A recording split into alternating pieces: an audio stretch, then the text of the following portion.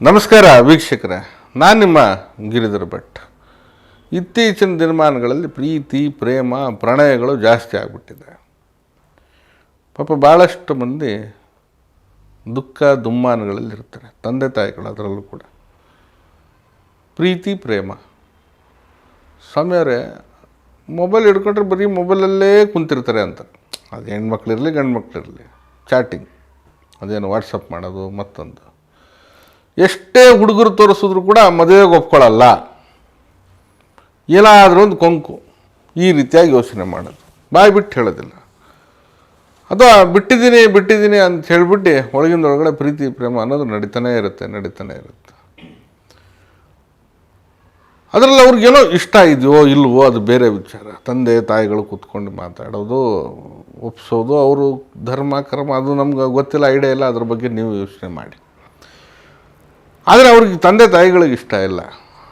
ಇವ್ರಿಗೇನಂತಂದರೆ ನಿಮ್ಮ ಇಷ್ಟ ಕಷ್ಟ ಕೇಳ್ಕೊಂಡು ನಮಗೇನಾಗೋದಿದೆ, ನಾವು ಇಷ್ಟಪಟ್ಟಿದ್ದೀವಿ, ಮಾಡಿಕೊಂಡ್ರೆ ಮದುವೆ, ಇಲ್ಲಾಂದರೆ ಓಡೋಗ್ತೀವಿ ಅನ್ನೋ ಲೆಕ್ಕಾಚಾರ. ಕೆಲವೊಬ್ಬರು ಅದಾರ ಬಾಯ್ಬಿಟ್ಟು ಹೇಳ್ತಾರೆ, ಇನ್ನು ಕೆಲವೊಬ್ಬರು ಅದೂ ಹೇಳಲ್ಲ, ರಾತ್ರಿ ಹೋಗಿರ್ತಾರೆ. ಹೀಗೆ ಪ್ರೀತಿ ಪ್ರೇಮ ಅನ್ನೋದು ಯಾವ ರೂಪದಲ್ಲಾದರೂ ಈಗ ಬರ್ತಾಯಿದೆ. ಅದೇನೋ ನೋಡಿ ಕಾಲೇಜ್ಗೆ ಹೋಗ್ತಾ ಇರುವಾಗ ಪ್ರೀತಿ ಆಗುತ್ತೆ ಪ್ರೇಮ ಆಗುತ್ತೆ ಅನ್ನೋದು ಅದು ಬೇರೆ ವಿಚಾರ. ಅದೆಂಥದ್ದು ಏನೋ ರೀಲ್ಸು ಪಾಲ್ಸು ಅಂಥದ್ದು ಫ್ರೆಂಡ್ಸ್ ಆಗಿ ಆನ್ಲೈನಲ್ಲೇ ಪ್ರೀತಿ ಪ್ರೇಮ ಹುಡ್ಕೊಂಡ್ಬಿಟ್ಟಿದೆ.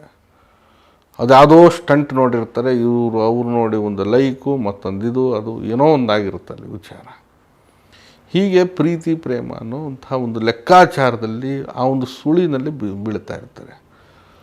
ಅಂದರೆ ನಿಮಗೆ ನೋಡಿ, ಪ್ರಾರಂಭದಲ್ಲಿ ಎಲ್ಲವೂ ಚಂದ, ಎಲ್ಲವೂ ಚೆನ್ನಾಗಿರುತ್ತೆ, ರಮ್ಯವಾಗಿ ಕಂಡದ್ದು, ಬಹಳ ರೋಚಕವಾಗಿ ಕಂಡದ್ದು, ಮನುಷ್ಯನಿಗೆ ಬೇಗ ಮನಸ್ಸಿಗೆ ಒಂದು ರೀತಿಯಲ್ಲಿ ಖುಷಿ ತಂದು ಬಿಡುತ್ತೆ. ಆ ರಮ್ಯತೆ ಹಿಂದೆ, ರೋಚಕತೆ ಹಿಂದೆ ಕೆಲವೊಂದು ಆಳವಾಗಿರ್ತಕ್ಕಂಥದ್ದು ಇದೆ ಅನ್ನೋದು ಸತ್ಯವಾಗಿರುತ್ತೆ. ಅದು ನಂಬಲೇಬೇಕು ನಾವು. ನಮ್ಮ ಕಣ್ಣು ಕಾಣುತ್ತೆ, ಬೆಟ್ಟ ಭಾರಿ ಹೊದಿಕೆ, ಭಾರಿ ಚೆನ್ನಾಗಿದೆ, ಸರಿ ಟ್ರೆಕ್ಕಿಂಗ್ ಮಾಡೋಣ, ಹೋಗ್ತೀವಿ, ಮೇಲ್ಗಡೆ ಹತ್ತೀವಿ. ಆದರೆ ಕೆಳಗಡೆ ಕಾಣೋದೇನು, ಪ್ರಪಾತನೇ ನೆಕ್ಸ್ಟು. ಇದನ್ನು ಅರ್ಥ ಮಾಡ್ಕೊಳ್ಬೇಕು. ಹೀಗೆ ಮಕ್ಕಳ ಪ್ರೀತಿ ಪ್ರೇಮ ಕಾಟದಿಂದ ನೀವು ಸಮಸ್ಯೆಯಲ್ಲಿ ಸಿಕ್ಕಾಕೊಂಡಿದ್ರೆ ಎಕ್ಕದ ಹೂ ನಿಮಗೆ ಸಹಾಯ ಮಾಡುತ್ತೆ. ಅವರ ಹಳೆ ಬಟ್ಟೆಯನ್ನು ತೆಗೆದುಕೊಳ್ಳಿ, ಅದರಲ್ಲಿ 5 ಎಕ್ಕದ ಹೂವನ್ನು ಹಾಕಿ, ಜೊತೆಗೆ ಈ ಜಗಳ ಗಂಟಿ ಗಿಡ ಸಿರುತ್ತೆ, ಇದಿಷ್ಟು ಸೇರಿಸಿ ದಾರದಲ್ಲಿ ಕಟ್ಟಿಬಿಡಿ. ಹಳೆ ಬಟ್ಟೆಯಲ್ಲಿ ಇದಿಷ್ಟು ಹಾಕಿ ದಾರದಲ್ಲಿ ಕಟ್ಟಿ ಇದನ್ನು ಹರಿಯುವ ನೀರಿಗೆ ಬಿಟ್ಬಿಡಿ. ಅದನ್ನು ಮನಸ್ಸಲ್ಲಿ ಯೋಚನೆ ಮಾಡಿ ಅವರಿಬ್ಬರು ಹೆಸರು ತೊಗೊಂಡು ಬಿಟ್ಬಿಡಿ. ಬಿಡುಗಡೆಗೆ, ಅದು ಅವರವರಲ್ಲೇ ಮನಸ್ತಾಪ ಉಂಟಾಗಿ ಅಭಿಪ್ರಾಯ ಭೇದಗಳು ಉಂಟಾಗಿ ಬಿಡುಗಡೆಗೆ ಇದು ಸಹಾಯಕವಾಗಿರ್ತಕ್ಕಂಥ ಒಂದು ಸಣ್ಣದಾಗಿರ್ತಕ್ಕಂಥ ತಂತ್ರ ಇದು. ಇದನ್ನು ಮಾಡಿ, ಖಂಡಿತವಾಗಿ ಇದರಿಂದ ನಿಮ್ಗೆ ರಿಸಲ್ಟ್ ಸಿಗುತ್ತೆ. ಇದು ನೋಡಿ, ಪ್ರೀತಿ ಪ್ರೇಮ ಎಂಬತಕ್ಕಂಥದ್ದು ಮಾಡೋದು ತಪ್ಪು ಒಪ್ಪು ಅನ್ನೋ ನಿರ್ಧಾರ ಮಾಡುವಂಥ ಸ್ಥಿತಿಯಲ್ಲಿ ನಾವಿಲ್ಲ. ಅವರವರ ಮೆಚ್ಯೂರಿಟಿ, ಅವರವರ ಮನಸ್ಥಿತಿಗೆ ಬಿಟ್ಟಿರ್ತಕ್ಕಂಥ ವಿಷಯ. ಆದರೆ ತಂದೆ ತಾಯಿಗಳು ತಮ್ಮ ಮಕ್ಕಳು ಹೇಗಿರಬೇಕು ಅನ್ನೋವಂಥದ್ದು ಯೋಚನೆ ಮಾಡಲಿಕ್ಕೆ ಅವ್ರಿಗೊಂದು ಸ್ವತಂತ್ರ ಇದೆ, ಒಂದು ಹಕ್ಕಿದೆ. ಅಂದರೆ ಅದು ಮಾನವೀಯತೆ ದೃಷ್ಟಿಯಿಂದ ಇದೆ. ಹಾಗೆ ಅವರ ಒಂದು ಮನಸ್ಥಿತಿಯಲ್ಲಿ ಅದು ಯೋಚನೆ ಮಾಡೋದು ಕೂಡ ತಪ್ಪಲ್ಲ. ಕಾನೂನಾತ್ಮಕವಾಗಿ ಹೋಗೋದಾದರೆ ಮೆಜಾರಿಟಿ ಬಂದಾಗ ಯಾರು ಎಲ್ಲಾರ ಮದುವೆ ಮಾಡ್ಕೊಳ್ಬೋದು, ಅದು ಕಾನೂನು ಸಿದ್ಧಾಂತ ಹೇಳುತ್ತದೆ. ಆದರೆ ಅವರು ಯೋಚನೆ ಮಾಡ್ತಾ ಇರ್ತಾರೆ, ಯಾಕೆ ಬೇಡ ಅನ್ನೋದು. ಅಲ್ಲಿ ಬೇರೆ ಬೇರೆ ಕಾರಣಗಳು ಬರ್ಬೋದು, ಸ್ಪಷ್ಟವಾಗಿ ಜಾತಿ ಕಾರಣಗಳು ಬರ್ಬೋದು, ಮತ್ತೊಂದು ಬೇರೆ ಬೇರೆ ಹುಡುಗನ ಸ್ಥಿತಿಗತಿಗಳ ಕಾರಣ ಬರ್ಬೋದು, ಕೆಲಸದ ಕಾರಣ ಬರ್ಬೋದು, ಅವನ ಹಾವ ಭಾವ ಕೂಡ ಕಾರಣ ಬರ್ಬೋದು, ಅವನು ಸಹವಾಸ ದೋಷಗಳು ಕೂಡ ಬರ್ಬೋದು. ಅಥವಾ ಹುಡುಗಿ ಕಡೆನೂ ಯೋಚನೆ ಮಾಡ್ಬೋದು, ಹುಡುಗನ ಕಡೆನೂ ಯೋಚನೆ ಮಾಡ್ಬೋದು. ಪಾಪ ಭಾಳ ಮುದ್ದಾಗಿ ಸಾಕಿದ್ದೀನಿ ಮಗಳನ್ನು, ಇವತ್ತು ಯಾವುದೋ ಗಿಡಗ ಬಂದು ತೊಗೊಂಡೋಗ್ತು ಇವ್ರು ಹೇಳಿದ್ರೆ, ಭಾಳ ಒಂದು ಚೆನ್ನಾಗಿ ಸಾಕಿರೋ ಒಂದು ಹುಡುಗಿನ ಯಾವುದೋ ಹುಡುಗಿ ಬಂದು ತೊಗೊಂಡೋಗ್ತು ಅಂತ ಅವ್ರು ಹೇಳ್ತಾರೆ. ಅಂದರೆ ಅವ್ರ ಮನಸ್ಥಿತಿಯಲ್ಲಿ ಇಲ್ಲದೇ ಇರುವಂಥದ್ದು. ಇವರಿಬ್ಬರು ಜೀವನ ಮಾಡಿ ಚೆನ್ನಾಗಿದ್ದರೆ ಖಂಡಿತವಾಗಿ ಚೆನ್ನಾಗಿರ್ತಾರೆ. ಈಗ ಪ್ರೀತಿ ಪ್ರೇಮ ಮಾಡ್ಕೊಂಡು ಮದುವೆ ಆಗಿರೋರೆಲ್ಲ ಚೆನ್ನಾಗಿದ್ದಾರಾ? ಕೆಲವೊಬ್ಬರು ಚೆನ್ನಾಗಿರ್ಬೋದು, ಕೆಲವೊಬ್ಬರು ಚೆನ್ನಾಗಿಲ್ಲದೆ ಇರ್ಬೋದು. ಹಾಗಂತ ಅರೇಂಜ್ ಮ್ಯಾರೇಜ್ ಮಾಡ್ಕೊಂಡು ಚೆನ್ನಾಗಿದ್ದಾರೆ, ಕೆಲವೊಬ್ಬರು ಚೆನ್ನಾಗಿರ್ಬೋದು, ಅವರು ಚೆನ್ನಾಗಿಲ್ಲದೆ ಇರ್ಬೋದು. ಅದದು ಬೇರೆ ಬೇರೆ ಲೆಕ್ಕಾಚಾರ. ಆದರೆ ಇಲ್ಲಿ ತಂದೆ ತಾಯಿ ಮನಸ್ಸು ನೋವು ಕೊಟ್ಟು ಅಂಥದ್ದೇನು ಸಾಧಿಸ್ತೀರ? ಎಲ್ಲವನ್ನೂ ಕೊಟ್ಟಿರ್ತಾರೆ, ನಿಮ್ಮನ್ನು ಭಾಳ ಹಚ್ಕೊಂಡಿರ್ತಾರೆ.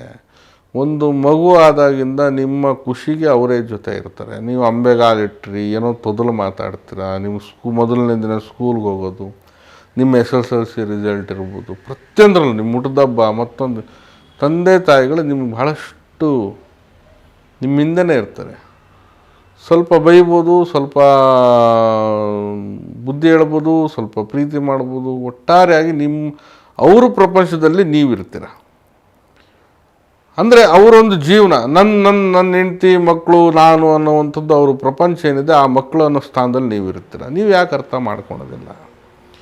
ಬರೀ ಏನೋ ಒಂದು ಹೇಳೋದು, ಪ್ರೀತಿ ಪ್ರೇಮ, ಹೋಗೋದು, ನೋವು ಕೊಟ್ಟು ಇವ್ರ ಮನಸ್ಸಿಗೆ ಬೇಸರ ಮಾಡಿ, ಅಂಥದ್ದೇನು ಸಾಧನೆ ಆಗುತ್ತೆ? ಹೀಗೆ ನೋಡಿ, ಹೇಳಲಿಕ್ಕೆ ಹೊರಟ್ರೆ 1000 ಹೇಳ್ಬೋದು, ಆಲೋಚನೆಗಳು 1000 ಬರ್ಬೋದು, ಭಯ ಇರುತ್ತದೆ. ಅವ್ರಿಗೂ ಒಂದು ಇಷ್ಟೆಲ್ಲ ಮಾಡಿದ ಮಕ್ಕಳು ಮದುವೆ ನಾವೇ ಎಲ್ಲರ ಒಂದು ಒಳ್ಳೆ ಕಡೆ ನೋಡಿ ಮಾಡಬೇಕು, ಅವ್ರ ಭವಿಷ್ಯನ ನಿರ್ಧಾರ ಮಾಡಬೇಕು, ಜೀವನ ಚೆನ್ನಾಗಿರ್ಬೇಕು ಅನ್ನೋದು ಅವ್ರ ಮನೋಬಯಕೆ, ಸಿದ್ಧಾಂತಗಳು ಆ ರೀತಿಯಲ್ಲಿ ಮೂಡಿರ್ತವೆ.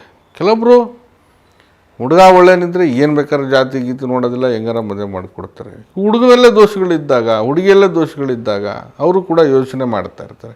ಅವನೇನು ಓದಿದ್ದಾನೆ, ಅವನ ಕೆಲಸ ಕಾರ್ಯ ಏನು, ಅವ್ನ ಮನೆತನ ಎಂಥದ್ದು, ಅವ್ರ ಮನೆ ಕಡೆ ಹೇಗಿದ್ದಾರೆ, ವಾತಾವರಣ, ಸ್ಥಿತಿವಂತರಿದ್ದಾರಾ ಇಲ್ಲ. ನೋಡಿ, ಎಲ್ಲ ಬಡತನ ಶ್ರೀಮಂತ ಈ ವಿಚಾರದಲ್ಲಿ ಯೋಚನೆ ಮಾಡಬೇಕು ಅನ್ನೋದಲ್ಲ. ಯಾಕಂದರೆ ಕೊಡುವಾಗ ಎಲ್ಲರೂ ಯೋಚನೆ ಮಾಡ್ತಾ ಇರ್ತಾರೆ, ಮದುವೆ ಮಾಡುವಾಗಲೂ ಯೋಚನೆ ಮಾಡ್ತಾ ಇರ್ತಾರೆ. ನಾಳೆ ಹೋದರೆ ಒಂದೊತ್ತು ಊಟ ಹಾಕೋಷ್ಟು ಕೆಪಾಸಿಟಿ ಇದೆಯಾ ಹುಡುಗನಿಗೆ ಅನ್ನೋದು ನೋಡ್ತಾ ಇರ್ತಾರೆ.